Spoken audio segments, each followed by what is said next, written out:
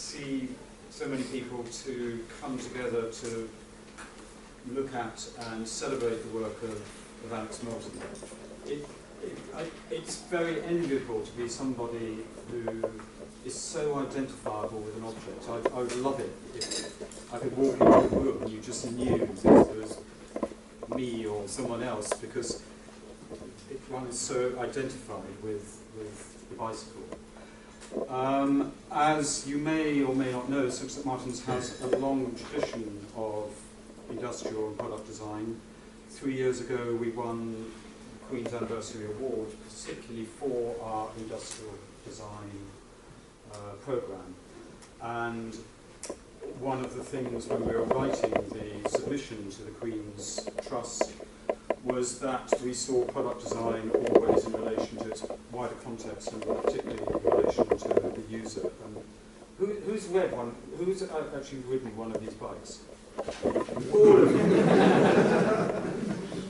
Well, then you know what design means in relation to a user. I mean, I've only ridden one for a day, and I was just astounded by actually how it transformed one's whole experience of being on a bike. And we have a fantastic lineup of speakers to present the life and work of Alex Moulton. And the first session is going to be chaired by Sir Christopher Frayling, who I think you welcome Chris to St Martin's. I always, when I look around at previous head of art schools, Chris is someone I kind of think, oh my God, I'm not sure I can ever match that quality of intellectual rigour and actually pushing an art school forward. So it's great to have you here and to introduce the first session and to chair the first session. And then as we go through the day, other speakers will be introduced. But it's a great pleasure to have you. Are you going to be biking these up and down the street afterwards? Yeah? Have you done the health and safety analysis? Risk assessment? They're just static. Okay, well enjoy the day as much as I enjoyed riding one of the bikes. Thank you very much.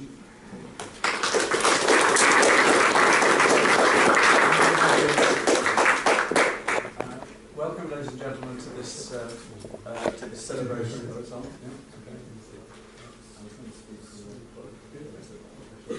Bad piece of design.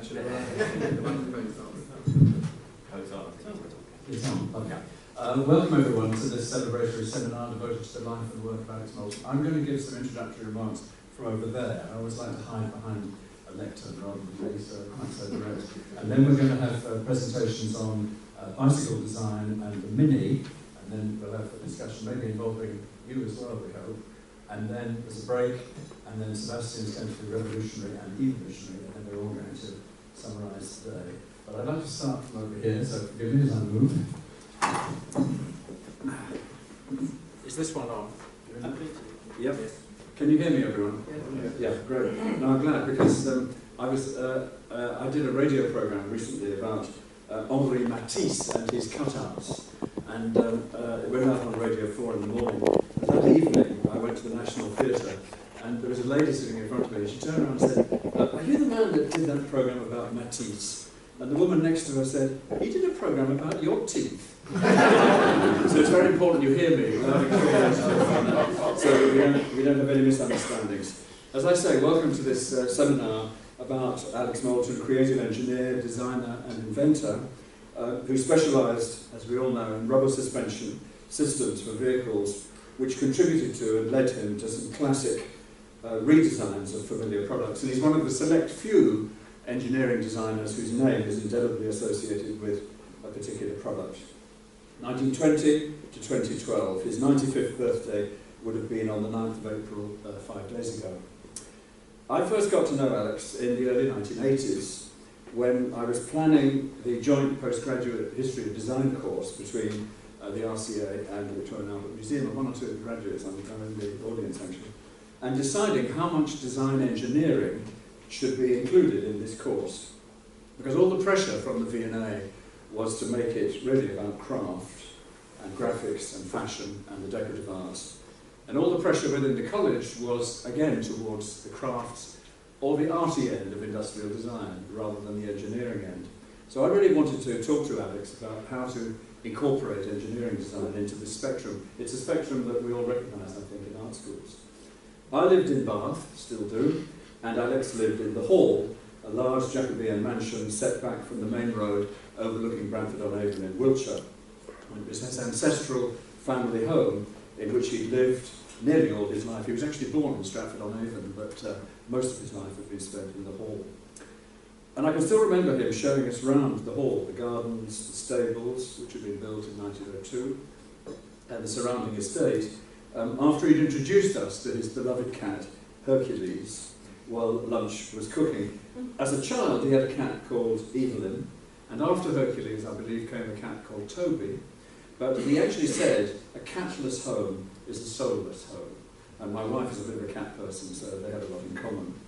So he began by showing us a lot of sepia family photographs, some of which I think are probably on this loop, displayed against dark wood panelling in rather gloomy corridors. Photos which dated right back to his great-grandfather Stephen, who'd established a factory close to the Hall in some old woolen mills in the 1840s, making vulcanised rubber buffer springs for the brand new railways. There was an 1850s photo of him on the wall, I remember, and he's sitting there looking very formal, great-grandfather, with his top hat next to him on some railings. Alex's father, who was more interested in natural science, entomology, than engineering, and who worked as a museum director in Borneo, had died in 1926 at the age of 39, when Alex was only 6 years old.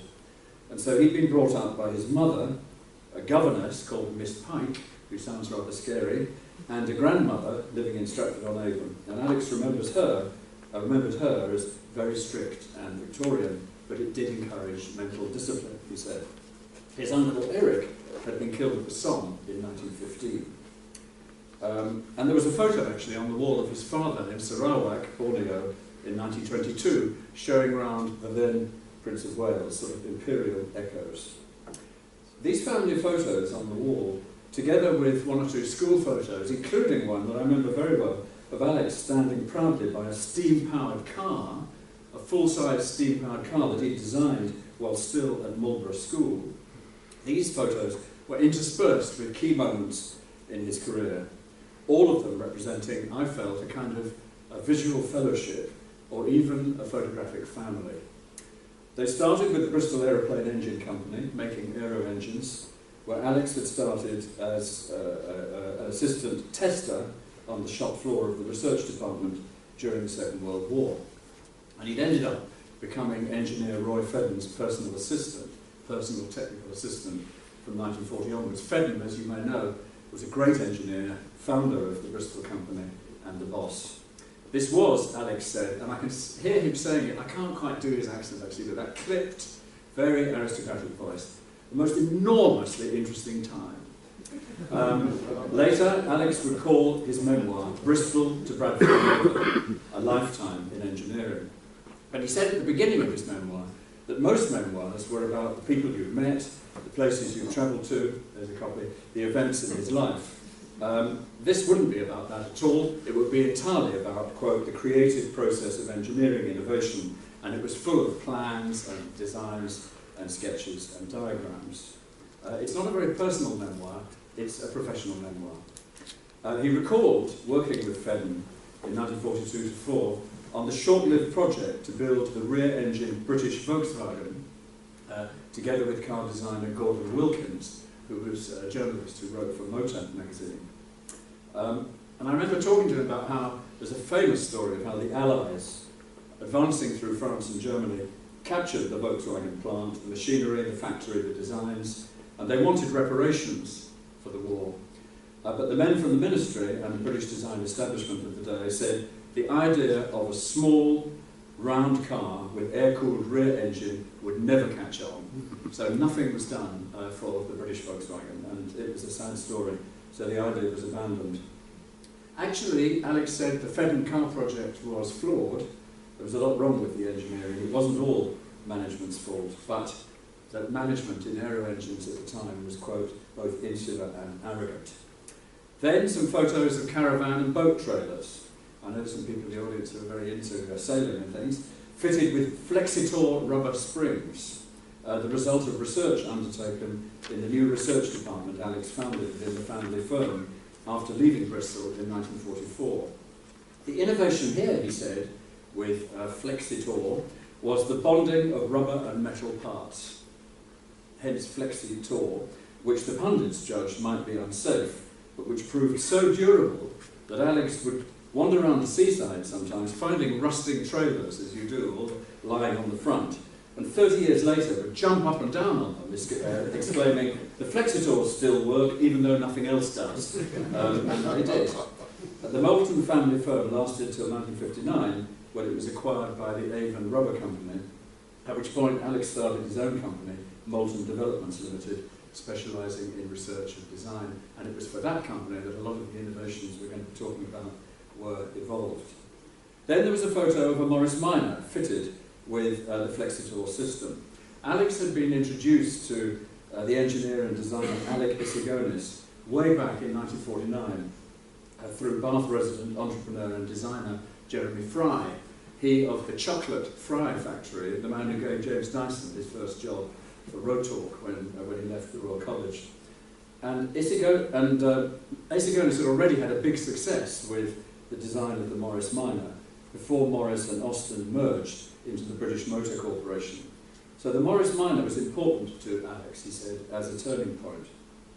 And there was a photo of him sitting next to Alec Isigonis in the hall in the early 1950s, shortly after they first met. And of course there were several photos of the first Austin Mini for BMC, unveiled in 1959 at the London Motor Show, using Alex's rubber springs, a key innovation for safety, comfort and extra room, as we'll hear. He loved these strange names for his engineering, snappy, semi-technical, semi-descriptive technical titles. He said, a new thing needs a new name, so we get Flexitor, and we get Hydrogas, and we get, I mean, they're not exactly tripping off the tongue, but he liked these sort of semi-technical branding words, and etc. Hydrogas, of course, involves gas in innovative support systems. And a photo of himself, Alec Isigonis and John Morris, chief engineer specialising in carburettors, known in the trade at BMC as the Three Musketeers. And another photo of the Mini, one of the first Minis, going around a test track at Chobham.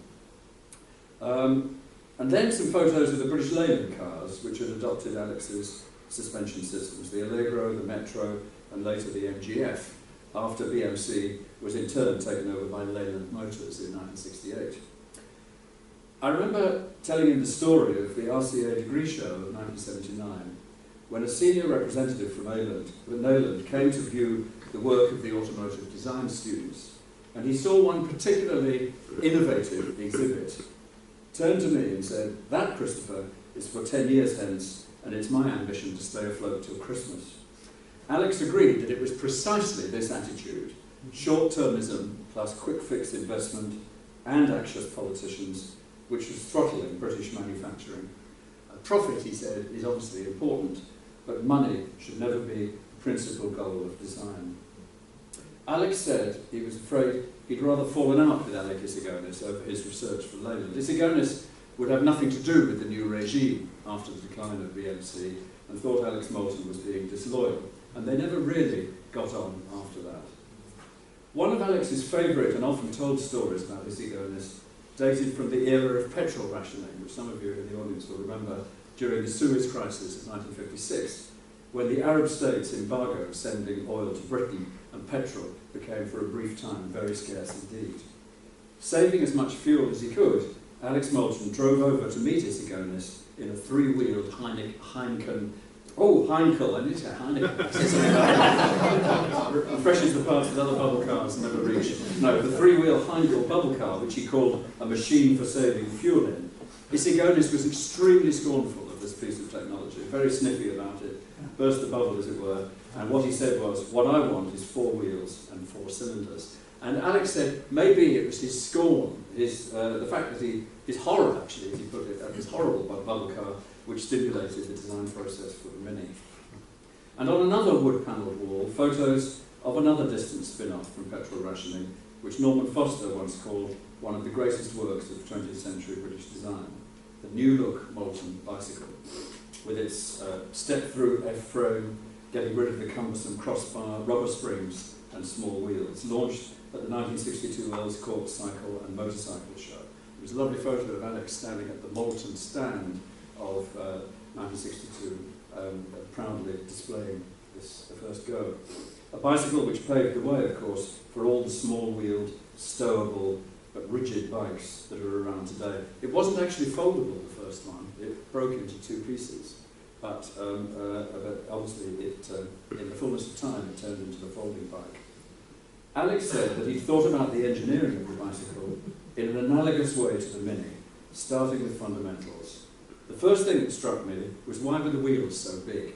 And the second thing that struck me was, why have the dangerous top tube on a bicycle at all? So hence unisex cycling. Another morality tale of British manufacturing. Alex showed his prototypes to Raleigh, the UK's largest cycle manufacturer, and they said they weren't interested. Not invented here, was basically the thought. So in the spirit of his pioneering great-grandfather and the family firm, he decided to produce them himself in Bradford.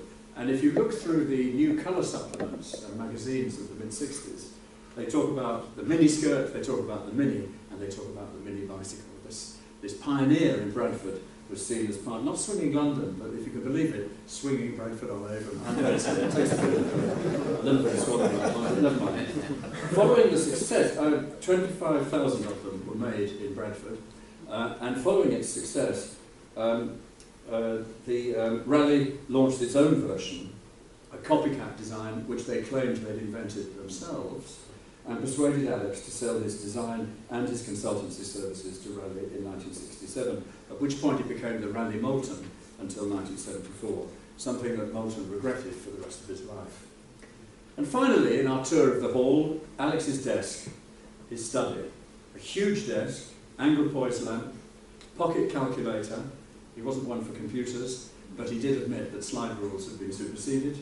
Half-timbered radio by Roberts, papers and bicycle bits everywhere, an architect's drawing board, and rather wonderfully, the whole thing lit by 3 stained glass windows in this Jacobean mansion in which he was working. At this point in our guided tour, we went outside to the former stables with their arched entrance, where Alex, this being the early 1980s, was supervising the production of light space frame cycles.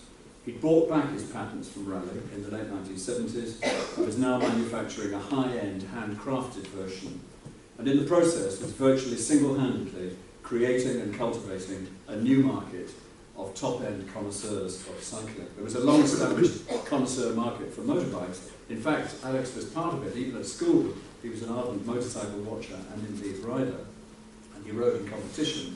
But he was adding a pedal cycle to this. Of course, today, this market is huge, but then it didn't exist. And then at the bottom of the garden, below the steep ridge of the tunnel, as he called it, Alex showed us where the Bath to Weymouth steam trains of the Great Western Railway had once hauled goods and carriages, crossing the mill stream at the end of the wood, and where the family factory once was, pre-Avon Rubber. There was a strong sense of the romance of engineering and of an engineering dynasty, even of an industrial aristocracy about him, of productive tinkering in the family workshop in the stables, combined with the profound knowledge of the principles of engineering. And what I thought is so wonderful was this sense, on top of all that, of civic responsibility as well, making life easier for human beings. He'd have hated those ghastly phrases, human factors and user-centred, but he would have known exactly what they meant.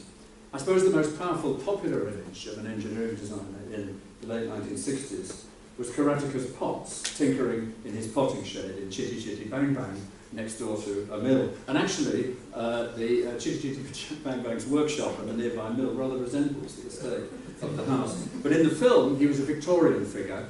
In the book by Ian Fleming, he's a contemporary figure. He's actually set in the present day. And there was a slight element of this in Alex, but he had his feet planted much more on the ground. Engineering at Cambridge, engineering apprenticeship at Bristol, family firm, and a gentle nature. Later, in 2000, after he'd licensed the F-frame design in aluminium to Bridgestone in Japan, he would talk Japanese style of the spirit of an artifact, of the morality of design.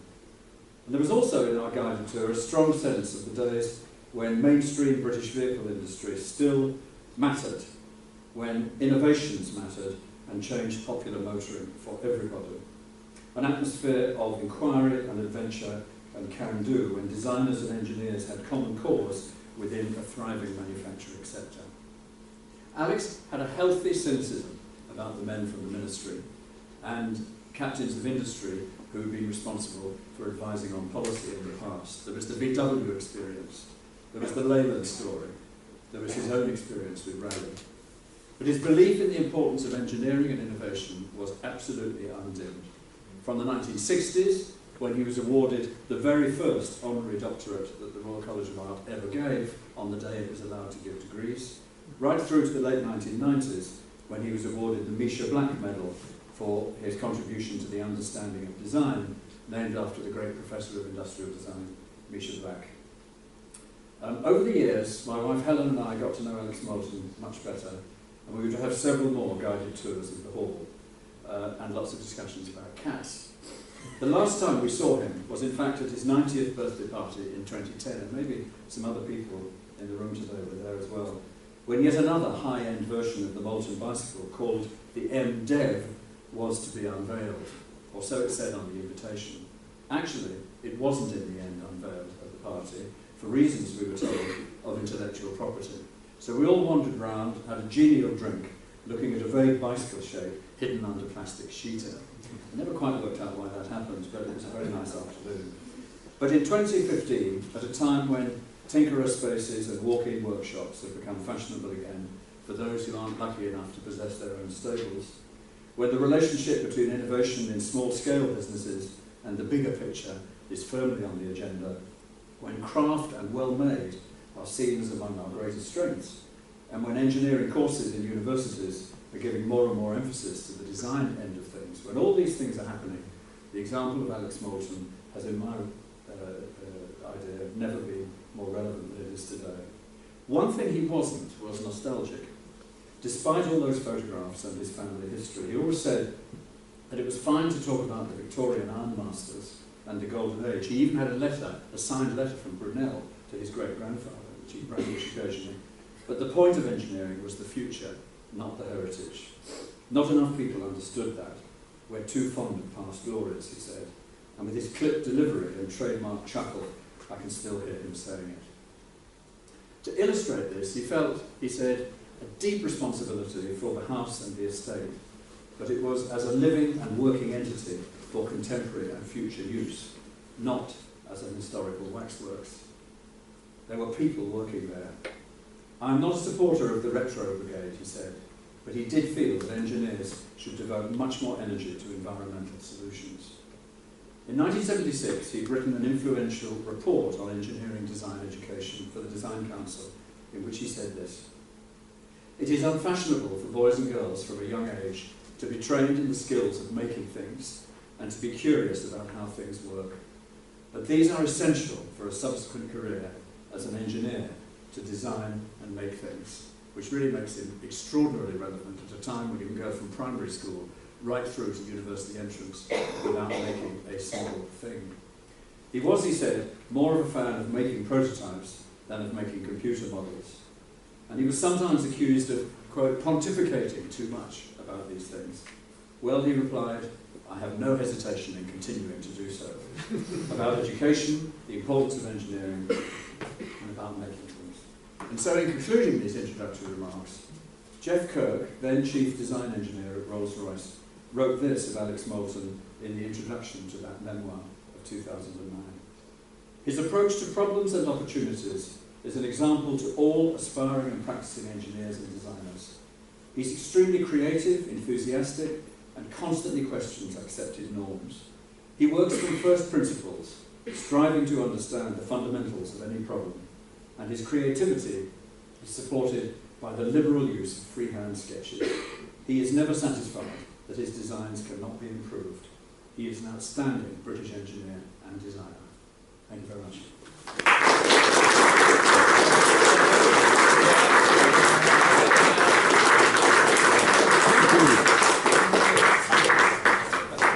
So, after those, Do I have to do it? Yes. After his introductory remarks, on to Tony Hadland, who's going to tell us about Alex Moulton and bicycle design from here or from there or after that. Very good. This time with pictures. Well, you had pictures, so I didn't have Very good afternoon, ladies and gentlemen, and you will find a little bit of repetition in some of the talks because everybody's produced their own talk independently, and it's in the nature of the thing that we will need to recap from time to time. So I apologise in a way for that, but then on the other hand I don't, because otherwise things won't flow smoothly anyway. But this is very much a personal reminiscence of Alex and his design work and how I got to know him through his works and then later in person. So getting to know the Doctor. Like most young men raised in the interwar years, Alex cycled quite a bit in his youth, but only on rather nondescript bicycles. And it was in response to petrol rationing caused by the Suez Crisis in 1956, when he was 36 at the time, that he bought a classic Hetchins racing bike second-hand. And after his previous hack bikes, the sort of thing he'd ridden around at Cambridge, the Hetchins came as a delightful revelation. But what struck him most was how little it differed in its general form from the Humber that his father had in the 1860s. And let's see if we can advance a slide. Now, what do we do to do that?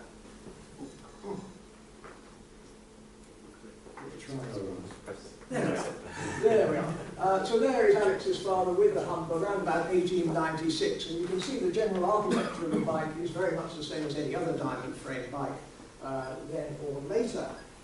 Vehicle wheel sizes were diminishing in the late 1950s across the board. You see this witnessed by the driving wheels, the small driving wheels of the last steam engines made for British Rail, Evening Star for example, the small-wheeled Lambretta and Vesta motor scooters, and of course by the BMC Mini on which Alex was working at the time. And so he wondered whether a significant reduction in wheel size for the bicycle might be feasible and advantageous. So here's the Mini, of which Peter will be talking in much more detail later on. A proper Mini, not one of these bloated things that BMW produced today, and a Lambretta scooter with the small wheels of that era. Well, the Moulton family fortune derived from Alex's great-grandfather, Stephen Moulton, who brought Charles Goodyear's vulcanization process from the USA to the UK. And the family firm had made various rubber products, all sorts of things, including tyres, springs, and balls for sports events and so on.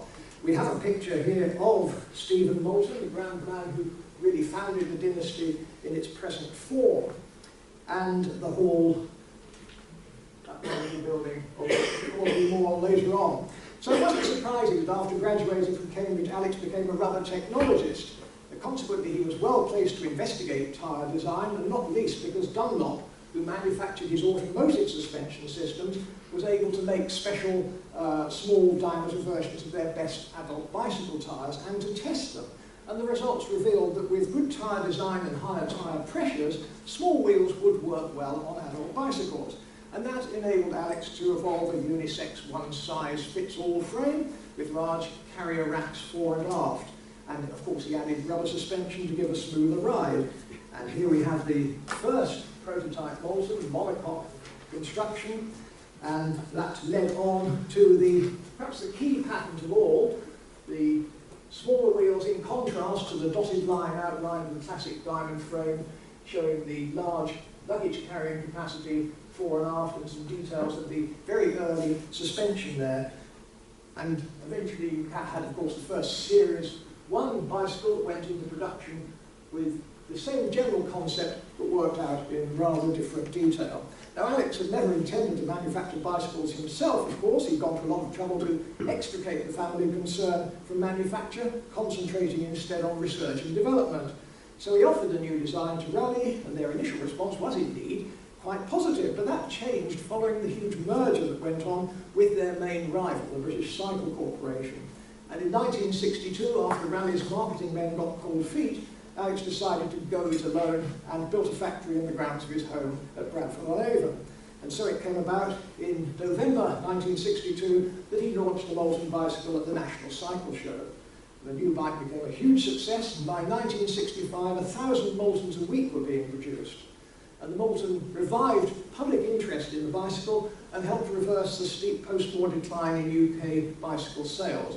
UK bicycle sales since the Second World War were never as low as they were at the time the Moulton was launched. And that's where you see the curve go up, from which it has gradually gone up ever since. It's had plateauing from time to time, but it's never been as low as it was at that time.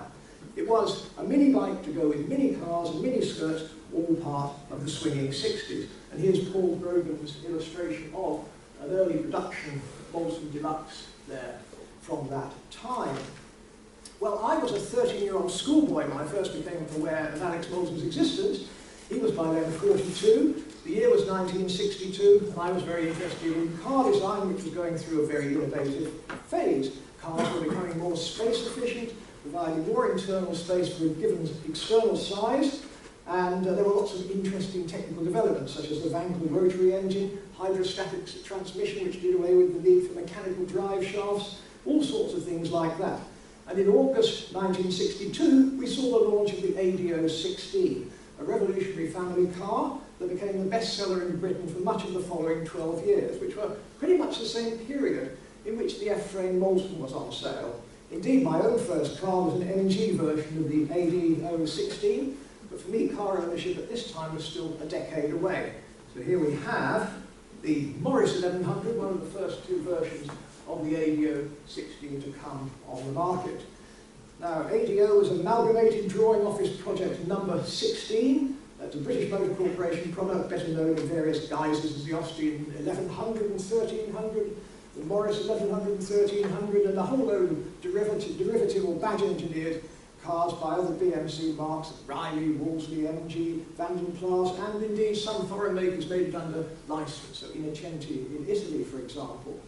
And technically it was light years ahead of the conservative products produced by major rivals such as General Motors and Ford. One of the most innovative and interesting aspects of it was the hydroelastic suspension, which was designed by Alex and which received much coverage in the press, both the daily newspapers and the motoring press. And it must have been through reading about hydroelastic suspension on the ADO-16 that I first became aware of the existence and importance of Alex Moulton. This was a period when, as a schoolboy, I used to spend a lot of time sketching out my own car designs, none of which went into production, strangely enough. But at that time, I did cycle a lot, but this was mostly out of necessity rather than out of a love of cycling or an interest in bicycle design, rather like Alex's early bicycle excursions himself. My school was 3 miles away from home, but not far enough for me to have a bus pass, and so I had to cycle every day to school all year round, regardless of weather, to and from school, and worse yet, I lived on the top of a steep hill, which is probably why I became interested in bicycle gears. So I was very receptive to anything that improved the experience of travelling to and from school and other places by bicycle. And it just so happened that my father had a colleague who was a keen racing cyclist and who bought Cycling Weekly and passed it on to him every week. And in November 1962, Cycling magazine was full of coverage of the new bicycle. Now, in those days, cycling assumed its readers were reasonably intelligent and possessed at least a basic understanding of mechanical engineering. The coverage was much more detailed than you would find today and much more technically authoritative. There's much more in the way of drawings and cutaways and split-down components and things like that. Well, the Moulton was a sensation both technically and visually, and over the following weeks, the pages of Cycling were full of reports and reactions to the bike. There was artist Brian Walker's tour of Iceland on a Moulton safari, and most impressively, there was the breaking of a Cardiff-London record by John Woodburn. And here we have Alex riding one of the early production bicycles himself in the kind of garb that he wore at the time. Well, the bike didn't start appearing in the shops until the following spring. And the first Moulton I ever saw was ridden by the wife of our local lightweight specialist, who turned up one day on the new bike at the bakery across the road from our house. It was about the time of my 14th birthday, which was very significant because it meant I was old enough legally to start doing a paper round. And the Moulton, with its massive front and rear carriers fixed to the bicycle frame, meant that it was really the ideal machine for me. I could do 2 paper rounds at the same time, and that was very useful. So I had already started cycle touring by this time on an old rally speed, and on the Moulton I got more adventurous. My first overseas journey of any kind was made on a Moulton when, with 2 friends, I set off for the continent on the morning after England beat Germany in the Soccer World Cup. And that was the reason for that was that one of the 3 of us actually went to the match, not me. And I was finally parted from that bike in 1971 when it was stolen from outside my student digs in Oxford. Thereafter, I did relatively little cycling and my mind turned to other matters, but in 1974, it became impossible to buy a new Moulton when Raleigh, who bought the company in 1967, pulled the plug on them. In the same year, I married, we started a family, I cycled a bit, but not on a Moulton because you couldn't get a Moulton. And here we have an advert for the Raleigh-produced Moulton Mark III, which was the last adult-sized bicycle that Raleigh produced. Fast forward now to 1980, the Moulton bicycle was still out of production and all but forgotten when Mark Ottaway wrote an article in the Sunday Times. It was entitled Yesterday's Bike of the Future, and it led to me writing a book called The Moulton Bicycle. Well, in the course of my research, I wrote to Moulton Developments at Bradford-on-Avon, about whom I knew very little, asking if they had any files I could consult.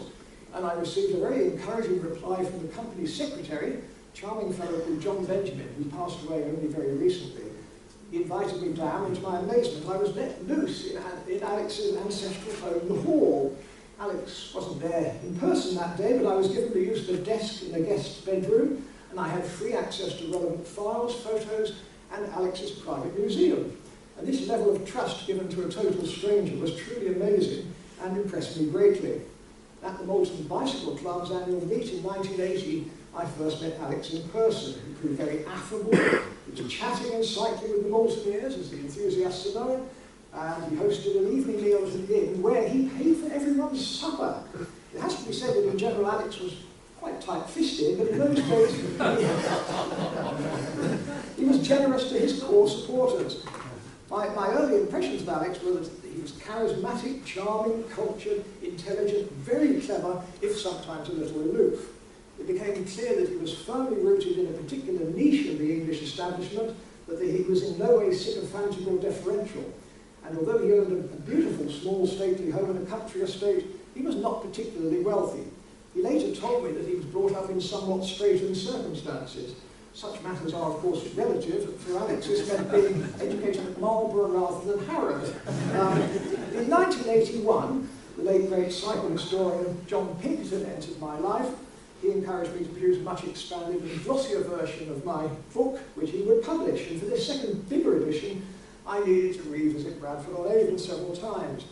Access to the files and photos was so good that I rarely needed to quiz Alex personally. I could always ask John Benjamin or Alex's secretary, Gillian Marsden, and often their recall would be much better than Alex's own.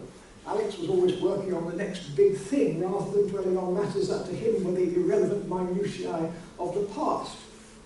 Now, this is the bicycle that Alex was riding when I first went down there. We're very lucky. I had no idea it would be here today. But it is actually there. It's the wide frame, which later went into the National Cycling Museum in the Raleigh section of that. And wonderfully, we were able to get it back, which is a great thing.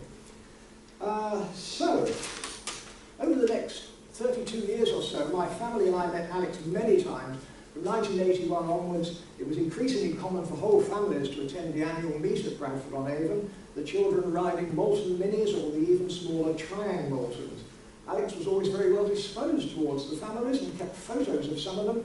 I suspect that he saw in these families the emotional warmth that had been somewhat lacking in his own upbringing. Alex's father died young, as has been said already, and so he was raised by his grandparents in a rather Victorian atmosphere. And also, he never married, nor did he have any children. And it was very touching to see how he engaged with his pets, particularly in later life with Toby the cat, a stray who adopted Alex rather than the other way around, I think. My dealings with Alex revealed various aspects of his character in sharper detail as the years went by. That it was mercurial became apparent quite early on. Now, mercurial can mean someone whose mood or behaviour is changeable and unpredictable, but it can also mean someone who is clever, lively and quick. Well, Alex fitted both of those descriptions. He was very fortunate to have John Benjamin as his company secretary and Gillian Marsden as his personal secretary. And just as Alex's suspension systems isolated vehicles from the roughness of the road, so John and Gillian acted as shock absorbers between Alex and the outside world. Even so, there was a period when John and Alex parted company, I believe, even saints have their limits, but fortunately that breach was later repaired. Alex's mercurial nature was illustrated by his behaviour in the run-up to the launch of the born-again Moulton, the space frame AM. When Cycling Weekly reviewed the expanded new edition of my Moulton book, they ran a news story elsewhere in the magazine mentioning general details of the new Moulton. I immediately received a very terse phone call from the normally affable John Benjamin, giving me the third degree on what I had allegedly leaked to the press. But Cycling Weekly had merely lifted the information from my book, in which I reported what Alex had told the Cyclist Touring Club magazine some time earlier. So it was Alex who'd actually done the leaking, and he'd forgotten that he'd done it. The development of the new bike was nonetheless conducted in great secrecy. The disguised pre-production machine was quietly ridden around Wiltshire and sometimes far beyond by Des Eisby, Alex's talented and hard-riding tame mechanic. His place in the near-feudal social order at the Hall was something like that of Cinderella had she been bearded male and a bicycle mechanic. Des was constantly at Alex's beck and call and seemed to thrive on it. Alex was very lucky to have such a dedicated employee, but eventually, after the launch of the new bike, something went wrong in that relationship. Des did a moonlight flit and was never seen at the Hall again. In late 1982, a week or two after my grilling as a suspected leaker, I received an urgent telephone call from my interrogator asking me to come down to Bradford-on-Avon to be interviewed by BBC Regional TV. A day or two later, I was riding my 1965 Moulton through the streets of Bradford-on-Avon, chasing a cameraman who was filming me from the back of a Metro hatchback, which of course had Moulton suspension as well. I did a piece of camera about the history of the Moulton, and then it was Alex's turn. He was interviewed standing next to the new bike, which was shrouded from view by a white sheet. It was like something from a Magritte painting, but ceci n'est pas une bicyclette. However, despite Alex's almost paranoid concern about leaks, he could not resist privately showing off the bike to the film crew. It was another 5 months before the bike was launched, yet here he was showing it off to members of the press who were complete strangers to him. It's a good job there was no Twitter or Facebook in those days.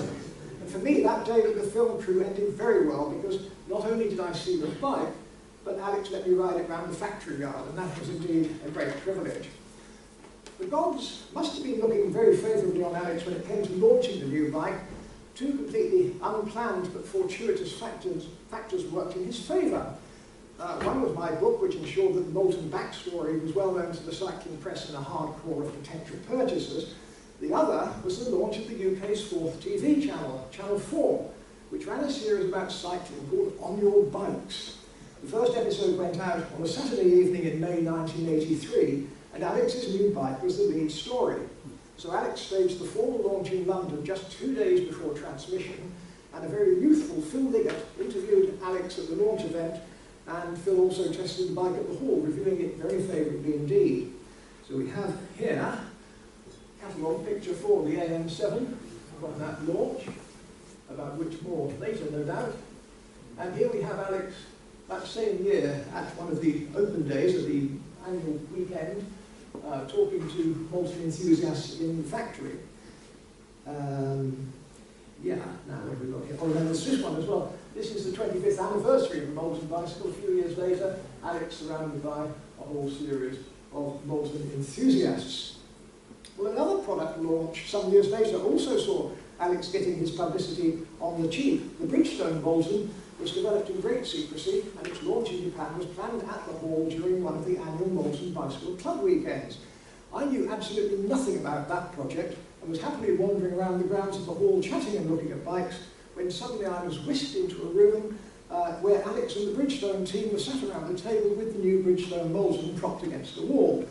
Alex, who disliked long-haul flights, had decided not to go to Japan for the product launch.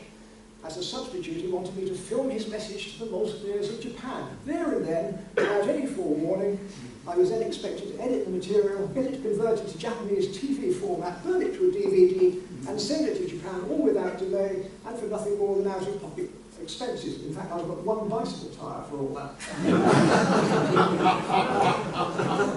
Here we have Alex with the Bridgestone, and you can see how it reflects the original F-frame behind. It's a lovely photo.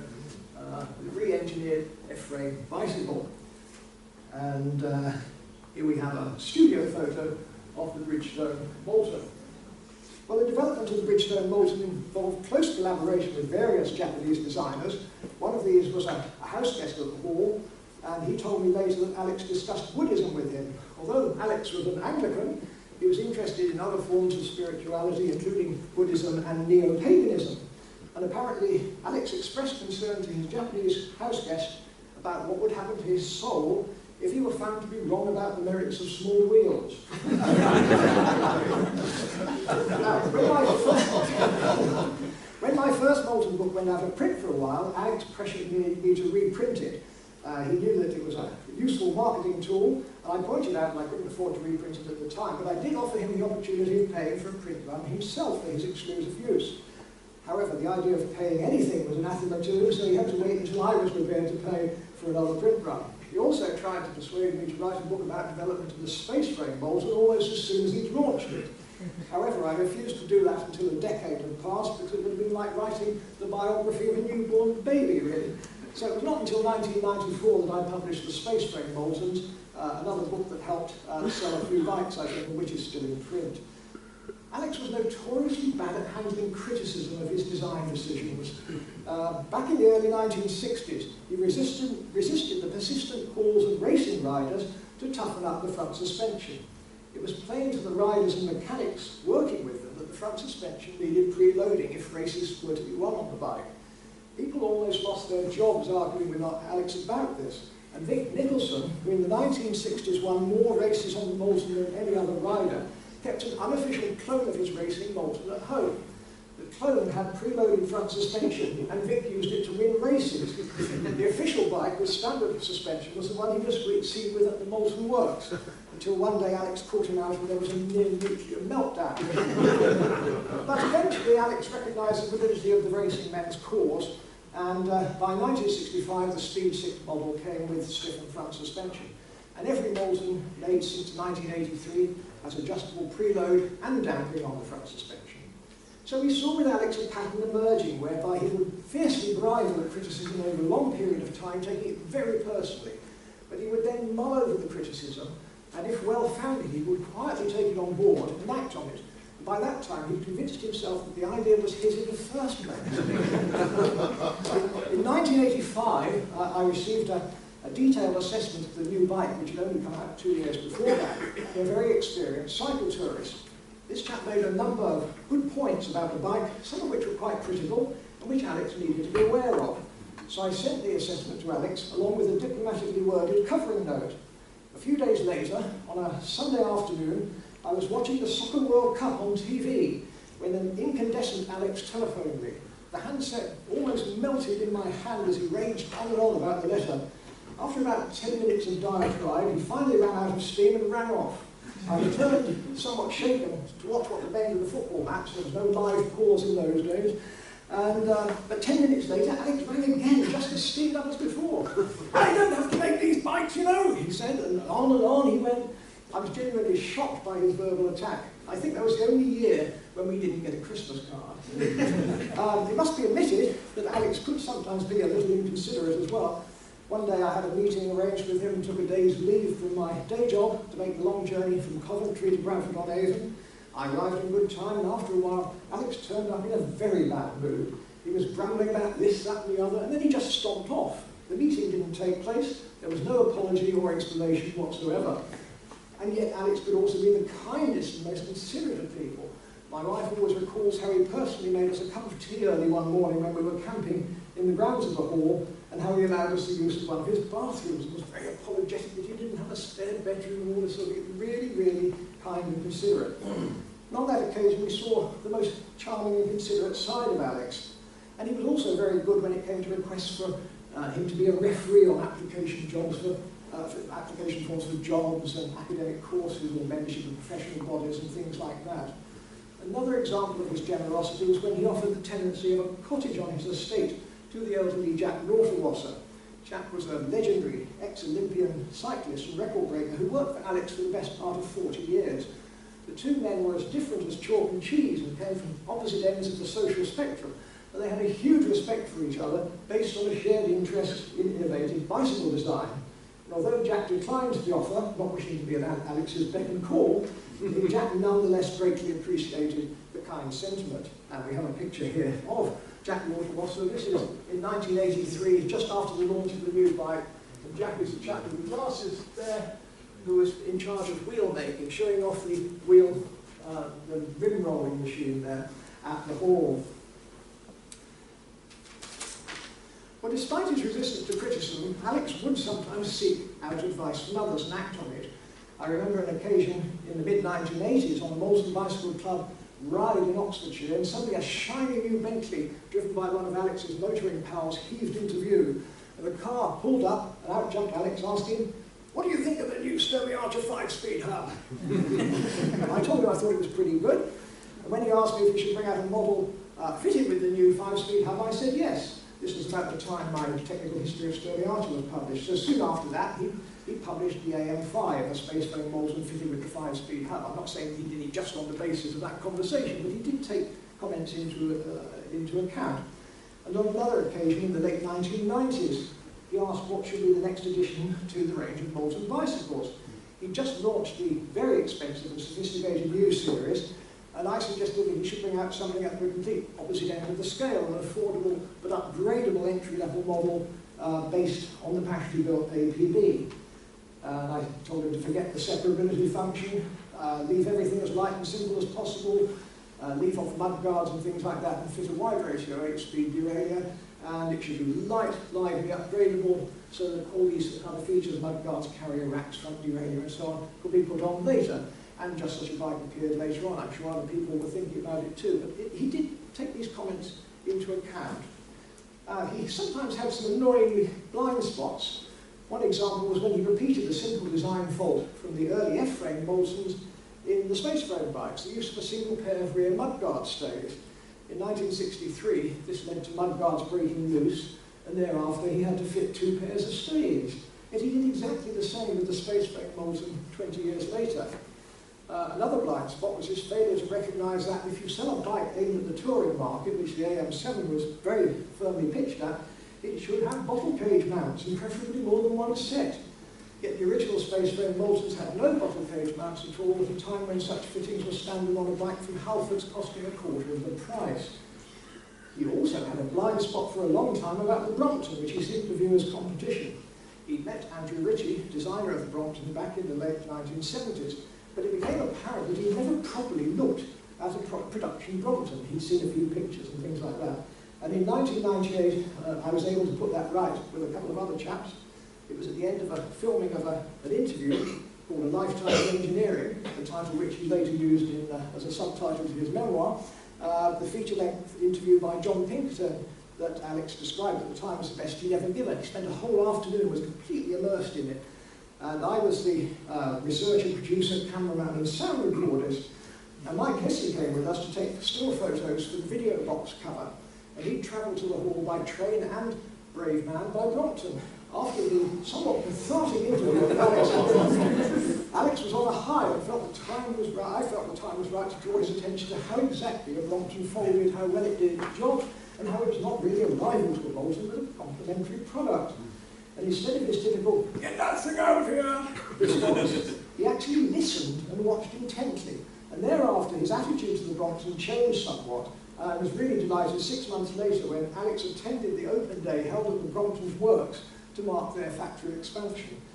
At that event, Andrew Ritchie publicly thanked Alex for, and I quote, "having the balls to pioneer small wheels for adult bicycles."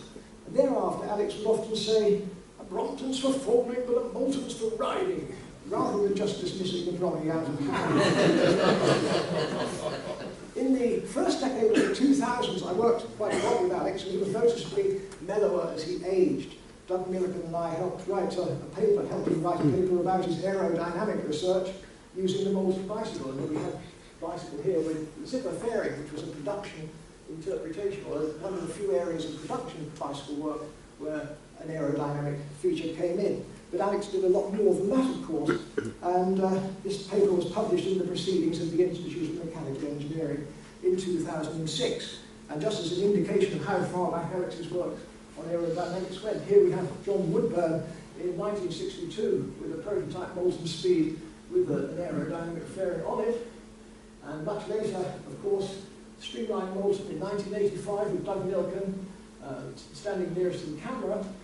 And here we have a well-known promotional card for when the Moulton ridden by Jim Glover was used to break the flying 200 metres for the standard bicycle position, which I believe that record is still valid to this day. So for several years, for several years I was also, and for the third time, editor of the Mountaineer magazine in this period, and I used to chair a committee to discuss the development of Alex's private museum. We had many happy buffet lunches after Saturday morning meetings at the hall, and it was great to see Alex so much more relaxed and enjoying the company of the committee members. They came from many different backgrounds, all united by their enthusiasm for and knowledge of Alex's many ingenious inventions. And it's a shame that Alex would never invest in housing his museum properly. For much of that period, I was myself a museum administrator, and I would cringe at the appalling conditions in which many of his exhibits were kept.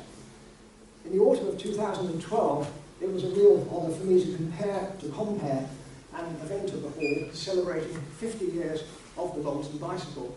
James Dyson was the guest speaker, and it was Alex's last public appearance. His health was plainly deteriorating, and 4 weeks later he died. And uncannily, on the 50th anniversary of the Cardiff-London record being broken on a Moulton bicycle.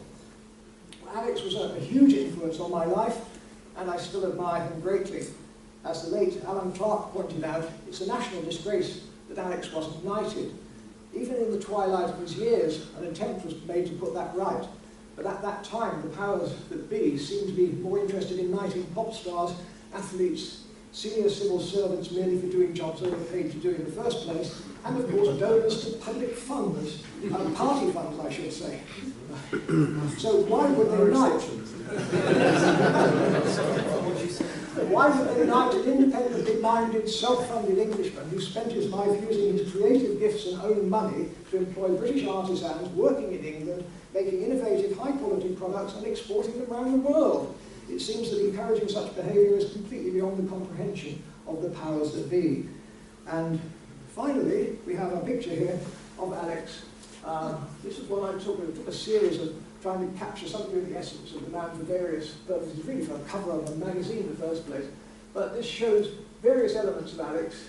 He's got the AM2 from the reborn bike of 1983. He's got a proper Mini, a Mini Cooper no less. You can see one of his canoes in the background, and in his hand, the reason he's holding it like that, it's a new suspension item. So various elements of Alex there, and looking very happy as well. And I very much like to remember him in that mode.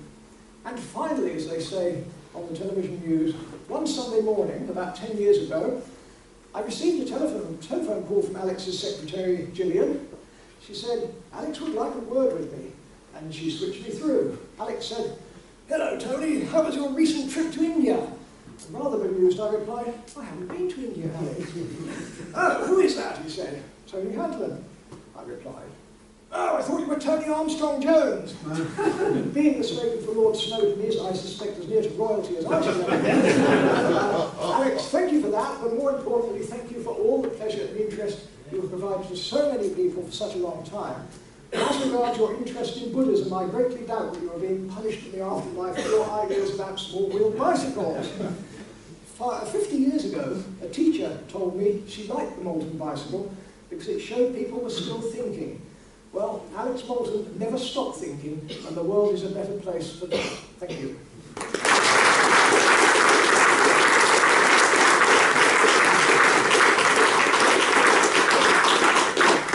Thank you very much, Tony. I should have said in introducing Tony that, as I'm sure you know, he's written the definitive books on the original left frame, but also on the space frame, which we learned in talk is still in print. Yes.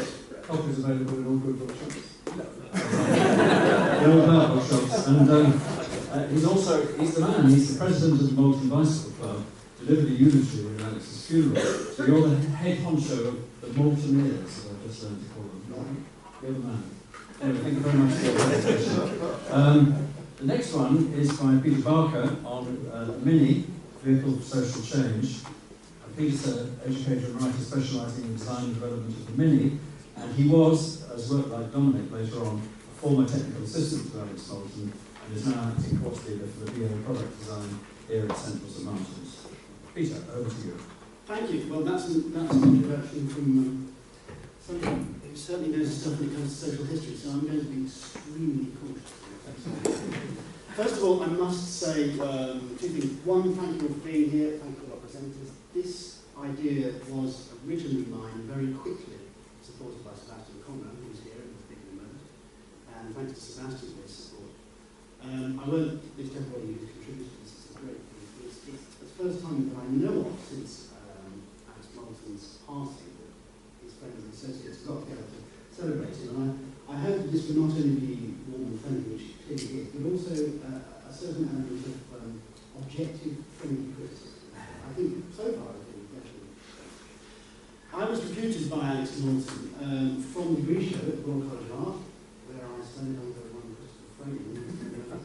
I used to sneak into the back of his lecture because it was so good. I didn't actually pay the fee. Alex came around the degree show, took one look at my work, and sort of was about to walk on, and he noticed that for some reason I'd done some engineering drawings, we got talking, and it soon became clear that I was all the same thing as he was. He invited me down to the hall for an interview. I had the good fortune to turn up in a 1968 Mini Cooper with hydroelastic suspension. And when he opened the gates and saw the car, he invited me to park right next to his office, which was an immense privilege that I later came to find. We talked, we looked at the car, I had him arrive in it. We then went on a very strange journey, come interview in a brown Metro with high-gas suspension, which he drove up the local Roman road at speeds getting close to 80 miles an hour. And as I was being thrown around in this thing, he started interviewing me for the possibility of being his technical assistant. And the only thing I can really remember is while I was hanging on for dear life, he suddenly shouted to me, "And what will be your stipend?" This being his negotiations on finance. So I named my stipend, he probably two-thirded it. And I started. So yes, extraordinary man, absolutely extraordinary. One last story I will say. He was full of the most bizarre bits of advice to me as a young man, 25 years old. He was then 68. One day he came to my desk and said, "Peter, I have something to tell you." I can't do that, Doctor. "Peter, I have something to tell you." And I said, "What is it, Dr. Moulton?" He said, "Never trust the man from Bristol." And he walked off. And I thought, I don't know what I'm supposed to make of it. I'm doing this technical drawing, I'm ordering these bits for the bike. How is it possible done? And to this day, I have no idea. Okay, the Mini. Very much a car that I've written many hundreds of thousands of words about. And one of the things that Alex, I know because I spoke to him many times about, was very proud of his life. Of course, the bikes were central to him and his personality, and they were absolutely him in metal. But the Mini was also an expression of some of the things he liked, and his relationship with Alex has already been spoken. We all know the truths, we know the facts. You guys know this as well as I do. It was a wonderful piece of innovation, development incredibly quickly. He said he seemed to draw it straight out of his mind, straight onto the page, from the standing start in late 1956 of a prototype in early 1957, production drawings from summer of 1957 and March of 1959. Incredibly fast development, much too fast, with terribly serious things wrong with it, and it was launched, but it got out into the market. It beat the competition, particularly forward by a country mile, and has been a great success ever since. You can see the things that I've written up for you there. Particularly note the 10-inch wheels and the Moulton developments patented rubber cone suspension, more of which later. I was thrilled, by the way, when I did work for Alex, that I was an employee of Moulton Developments and still have to this day the pay slip. Moulton Developments pay me all of £8.10 or something. Overall length 10 foot 5 inches. The things that make me happy about the car are the benefits, really, the things it did for humanity. 80% of the car's floor plan were given to passenger and luggage accommodation, and Alex was definitely part of that. His suspension was an impossibly small envelope. He related happily how when he asked his owners how he was going to fit the rubber cones that he had decided were necessary at a certain diameter, about the size of a teacup, into the side, the space in the subframe that his owners had given him, which was smaller than the diameter of his idea. His owners just waved it away to that. Daniels, who actually solved it, agreed. He, having thought about it all day, couldn't work it out. Jack Daniels being his right-hand man and technical draftsman. And he had a dream, a rather bizarre dream, in which he saw a snake swallowing its tail. And he interpreted this as a way of thinking a bit more about this problem. And then what he did was cut small holes in the side of the substrate tab, so that Alex, little donut, could just peep out through these little envelopes like that. And if you look, I think even today, they're still there in classic research. The great bit of lateral thinking, I have to say, by Jack Daniels, rather than Alex Moulton or Alex Moulton. But rather than deal. The Mini over top speed of 72 miles an hour, and the PR men, as they were known in those days, were proud to announce that the running cost us a penny a mile, which is pretty good today. £500 new in 1959, same as an average family income. That's just about what my dad earned in those days as a junior doctor. 5.3 million cars sold between 1959 and 2000, voted Britain's best-selling car of all time, in Auto Cars magazine's Car of the Century, and only beaten to international, beaten to second place in international car of the 20th century by Model T Ford. Very close, very close. So, an amazing car, I would say. Okay. This is a reference which our chairman will understand. These are the competitors, the good, the bad, and the ugly. So, they were pretty dreadful, weren't they? I mean, there were some great cars there. Ford, would you believe it, was still saying in 1948, side-power Ford popular at the time. Volkswagen with their Type 1 vehicle, that's already been mentioned, what an excellent car that was, but unfortunately its genesis at the hands of the Third Reich really cast a cloud over it for many decades. BMW's Isetta bubble car, again we've mentioned the Heineken bubble car. An earlier time, there's one man in the audience who I went to Paris who remembers being a small baby on his back, half the shape of one of these. It must have been definitely me. The Fiat Nuova 500, bottom left, this is the one that Mr. Jones rated. Absolutely. This was a better car in his view than could have possibly done. Only 9 foot long.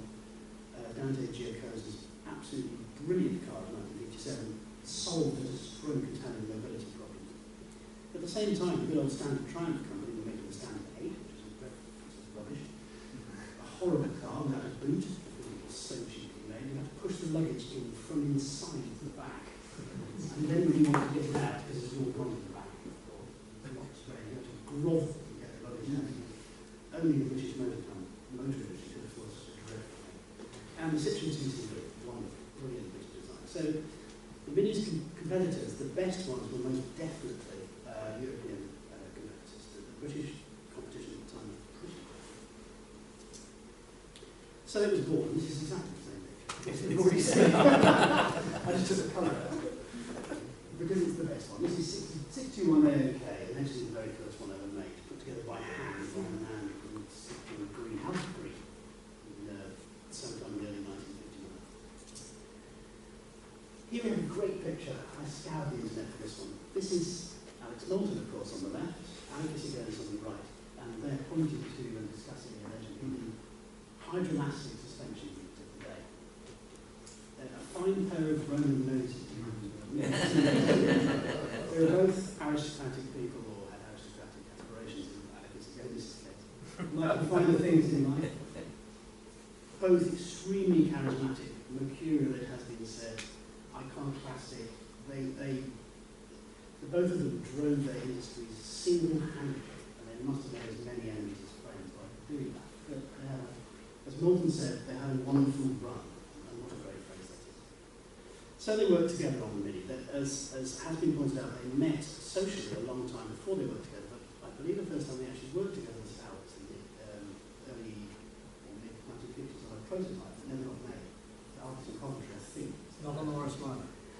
No. Yeah. It was. I think it was ours.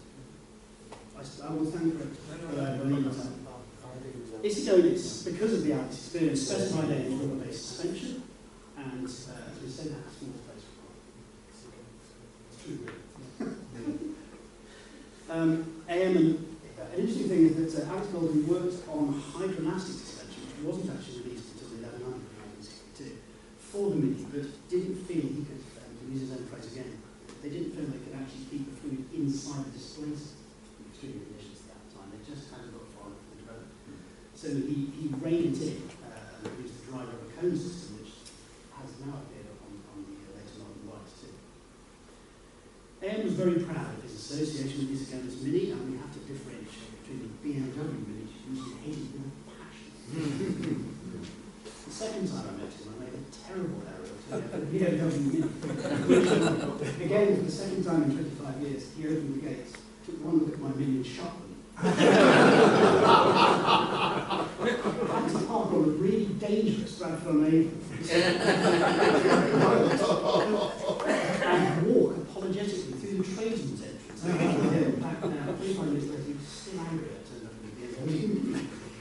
I had brought it deliberately to find out what he thought of him, and I found out very quickly. But a part of this ago into this, the very last thing he said to me actually, and I did meet him in May 2012, not long before he died. He really wasn't very well. I interviewed him for Mini World magazine, and it was a very sad experience because we both knew, I think, we were saying goodbye to each other. But he said to me, "It's wonderful, the Mini. It's still in fashion after 60 years. That's really wonderful." And yeah, he was very proud. Okay, so what happened during the Mini's time? Well, there's some great moments from the 20th century. Suez Canal National, the FIMO affair, the Beeching Report. I could go on and on about how important these events were to the conscience at the time. The establishment was on its way out. The railways were under siege from the Beeching Report, and 5,000 miles of passenger railways were closed. People were forced onto the road by the British motor industry. The motorway building was at its peak. Harold Wilson became Labour Prime Minister, and like Tony Blair after him, celebrated the white heat of British technology. England on the way to the World Cup and so on. So Britain was very much on the up in those days, and the Mini just somehow was the right vehicle in the right place at the right time. It totally epitomised that time. And during its early years, it was very much, there was a right in a very positive sense. Things became darker as 60s turned into 70s. I remember my childhood, literally the lights going out. Edward Heath became Prime Minister, a 3-day week of miners' strike. Bizarrely, the Mini carried on. It was the best-selling car of 1975. Huge production. 1976, Dennis Heath went to the IMF. Queen Silver Jubilee, and by 1979, Margaret Thatcher became Prime Minister, and that's really the end of the Mini's heyday in my definition. So that's what happened to the little car at the same time. It was launched in 26th of August, really to a pretty baffled British public. Foisted upon the royal family by Isagonis. You mentioned Lord Snowden earlier. He was one of the first recipients of the Mini, given to him free in order to get publicity. The product placement before such thing was actually invented. There became a Mini van in the state. The wonderful Mini Cooper was launched just about the same day I was born. By 1965, the Mini had been made. By 1967, which is one with Monte Carlo 3 times, and much more later. It was restyled, filled with, restyled again, just kept on going. And by 1979, got to a 20th anniversary special edition. It soldiered on through the Metro, which was supposed to replace it. The Metro came and went, and really carried on. Cooper was relaunched in 1991, and finally it met its death in 2000 to be replaced by the thing that is known as the Maxi, almost through aficionados, the BMW. The most bizarre advertising happened. From its moment of its birth, somehow, despite Isagonis and Alex Moulton's intention to build a car for ordinary people, and they were very, very successful at that, it had aspirations foisted upon it. So here's a little half-timid Mini as they to go with the half-timid house behind it. And you can see the aspiration in that lady's eyes as she goes upwardly mobile with her Puma. It's a ridiculous piece of 60s advertising. It tells you a whole lot about the time that it was made. More prosaically, people bought these and lived in them. And we used them. This is a family. This is a great picture I found on the internet. A family having a picnic in a lay-by beside a motorway. They're sitting on the same kind of railing I remember playground equipment being made of, drinking their tea out of a china mug or cups. There's a nice pint bottle of milk behind the car's right-hand rear wheel. There's a fruit box in the back of the Mini, which is big of their picnic. The central to this. The Mini got them out, it got them family holidays, and this particular Mini went for many, many miles with this whole family. There must be a mum taking the picture, so that's 5 people, 3 kids in the back. Goodness, I mean, that's really small. People went very far in their Minis. Here's a couple of lads who took their Mini right across Europe, ending up at the Krasnodar Pass between Georgia and Russia. But they finally got turned back by the Soviets. But what a great journey, a small car. Okay, 2 lads in a blanket in a tent. But their fathers and grandfathers couldn't have made this journey. This small, popular car just made that possible.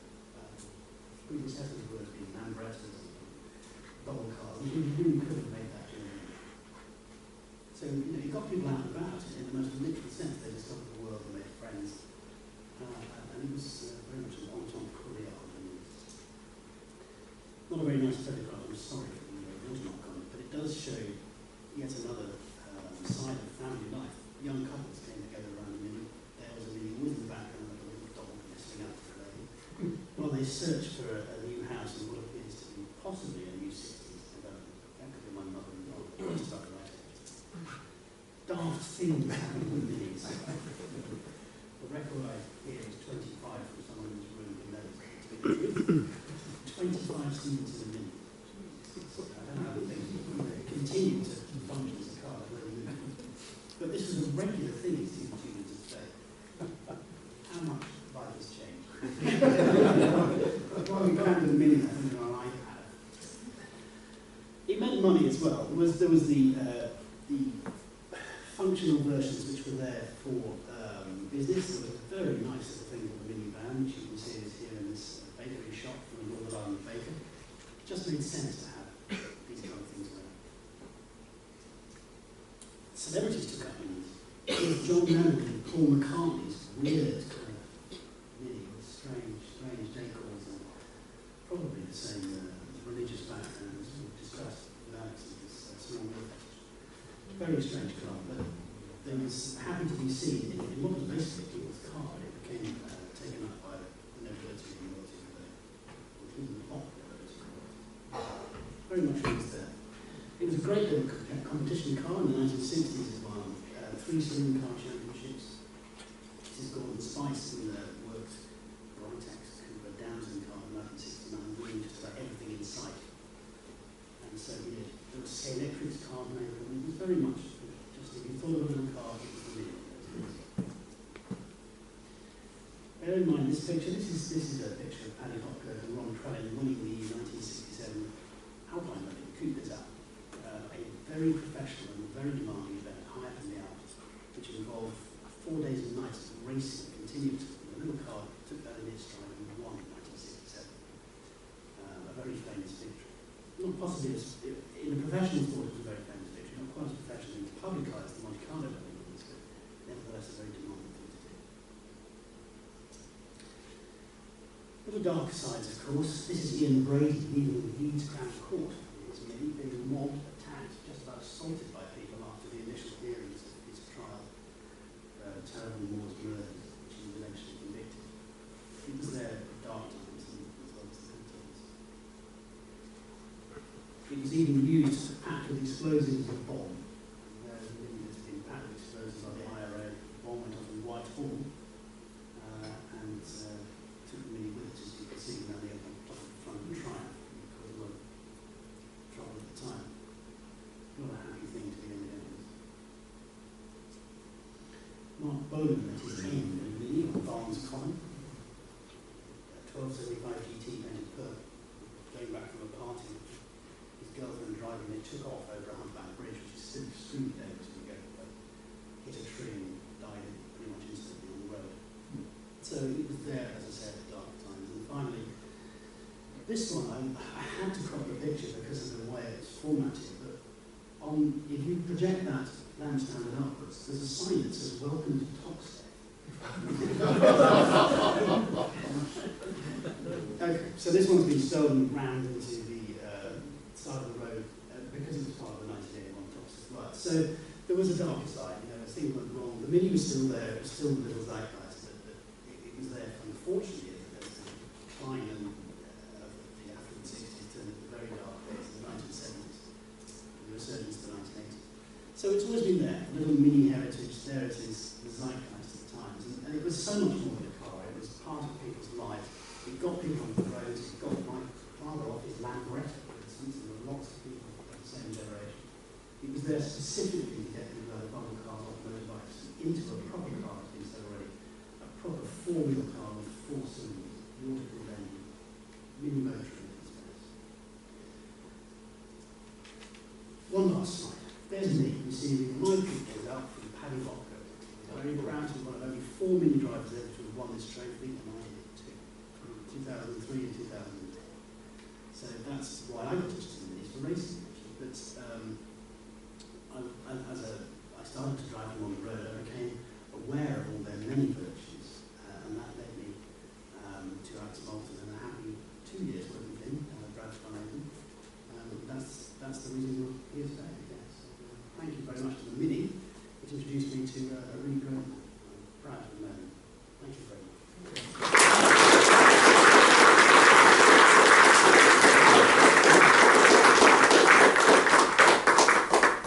Thank you very much, Peter. I thought you were going to finish on the Italian job. I thought about it long and hard, decided not Too much of a cliche? Oh, no. Thank you so much. Yes, it is. Yes, no, I mean, there was a sort of film because my first car was a Fiat 500, which I got in 1965. I remember taking a girlfriend to the cinema in a rather disreputable cinema called the Biograph in Wilson Road near Victoria, which showed foreign films. And I parked outside the cinema, terribly proud of taking out in the car. But when I came out, the car had been moved by 2 strong men right down the street because they wanted to park their big car. I was completely humiliated, treating it like a lawnmower. So that's a film reference. What we're getting from the talk so far is engineering innovation, going back to first principles, passion, single-mindedness, toughness in negotiation, came through, I think, in both talks. A few blind spots, which, as you say, is quite important to say. But above all, the right person in the right place at the right time. I mean, is this, just amongst ourselves really, is this a rounded picture? Are there aspects that haven't come through yet? Yeah. Oh, it's not out. I want to see the presentation. Are there any aspects of that we haven't covered? Well, I think Tony said the right thing when he used the word mercurial. I mean, Alex was very changeable, as anybody who knew him. He could snap into and out of the very quickly. No one knows this better than Gillian Marston. Back hiding from him. But he was a true genius, a man of changeable temperaments, incredible intellectual clarity at times, and then utter trivia at the next moment. So, I mean, you felt when you were with Moulton, you were very much alive, very much with whatever was passing through his mind was expressed by his movements and his expressions, and very much a very vital person, I think, with life. So it didn't really kind of hide anything. Did you sense, you were mentioning that he was heir to this tradition of the sort of aristocratic tinkerer in the stables. Do you think that was important? I mean, the confidence of being able to manufacture things at home doesn't come to many people. I mean, he was a highly qualified engineer. Oh yes, no. I mean, he wasn't some tinkerer. No, Okay.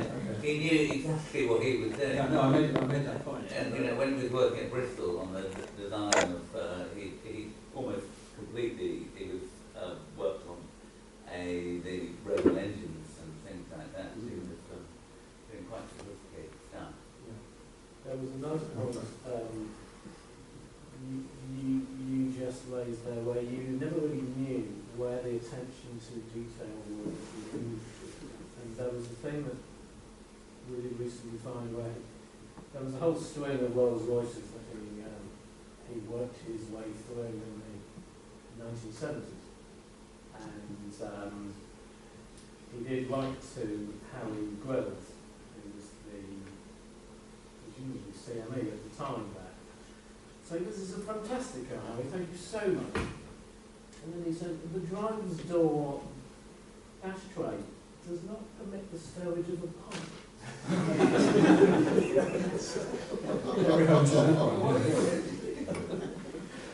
one of the things that hasn't quite, well, it's sort of come across a little bit, is his sense of fun as well. He was very, he was quite playful, and it was sometimes because he had this mixture of really wanting to know people's opinions, but also seemed quite aloof. You were never quite sure where he was going with his questioning. And I remember him, I mean, he would genuinely be interested in our opinions, you know, as fairly young employees. But you had to be really, really careful about how you express them, because you pick up on the tiniest weakness, he thought, you know. And sometimes what seemed like a kind of like excoriation was actually tempered with quite a lot of humour. I remember asking him once about Isagonis, and saying that Isagonis had not that long since had a design council monograph produced by him. And he said, I said, would it be the time to, you know, sort of reflect on his experience with Isagonis? And of course, it's still quite raw then, you know, he's still formality. He said, no, I think I'd wait for him to shuffle off this mortal coil before we embark on that particular chapter. And he did have a real sense of fun about him, you know. So he was quite, you know, I think you know, a lot of the spirit of innovation is partly of trying things out and exaggerating things to see what's going on, and, you know, a sense of almost kind of playing, you know. And that came across a lot in his early engineering, his early prototypes. There was almost nothing he was afraid to try, even though it might look to outsiders absurd or crazy, or, you know. Right, just to amplify what Dominic was just saying there, this things he wasn't afraid to do.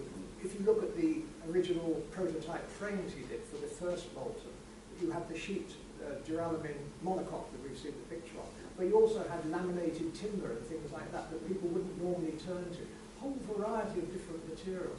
And I think one of the very important things about Alex was that he had this hands-on approach from the time of growing up at the hall and working with the estate carpenter and that sort of thing, making things there.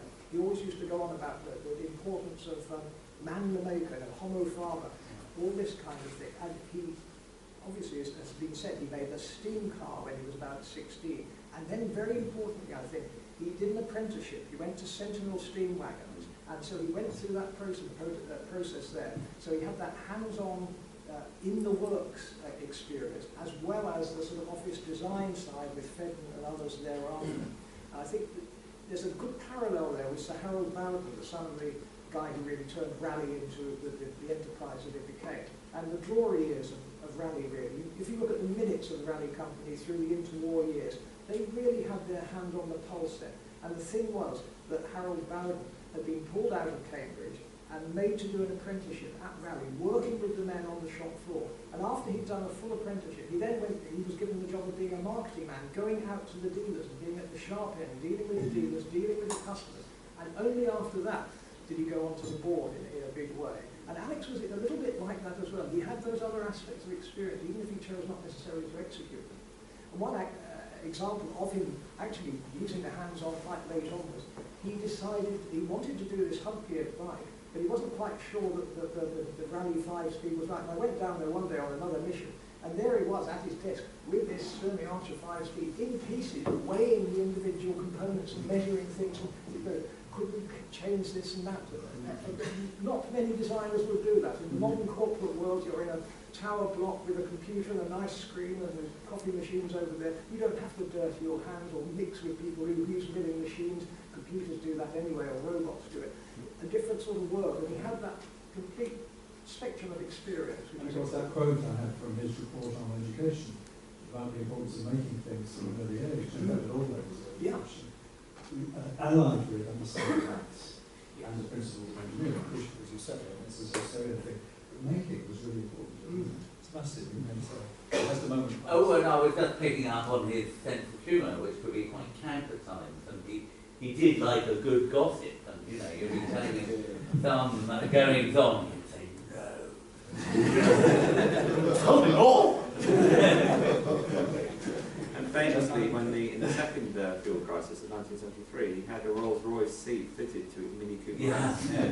And I asked him, because it was still there at the factory when I worked there, and I said, did you do that because you really thought the seat was better? He said, no, it was just a joke. You know, and everyone took it so seriously.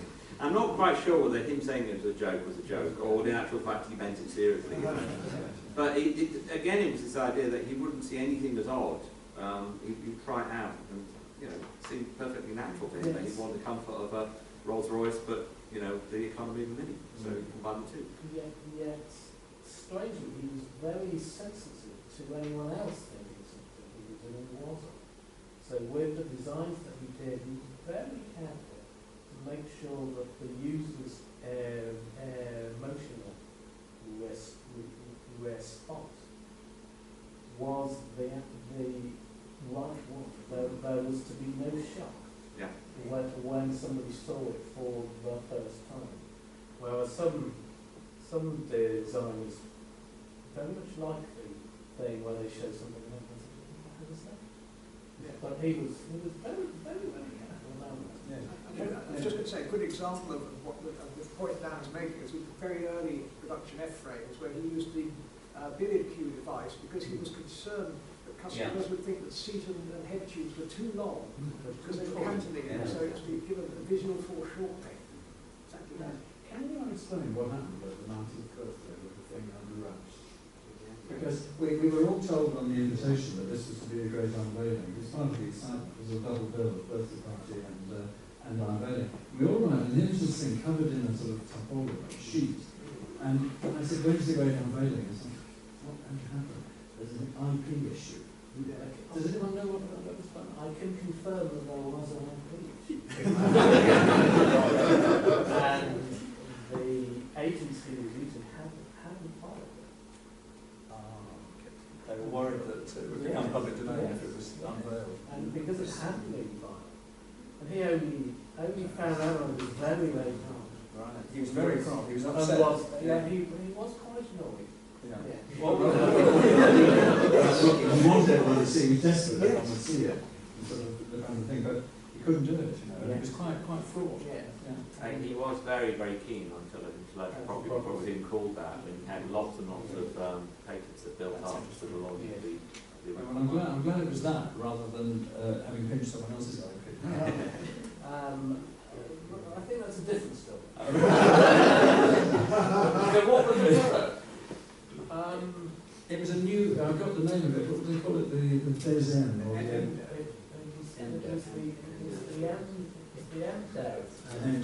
The novelty was in the construction of the very classical multi-tubular flame, and of course he'd been producing since 1983.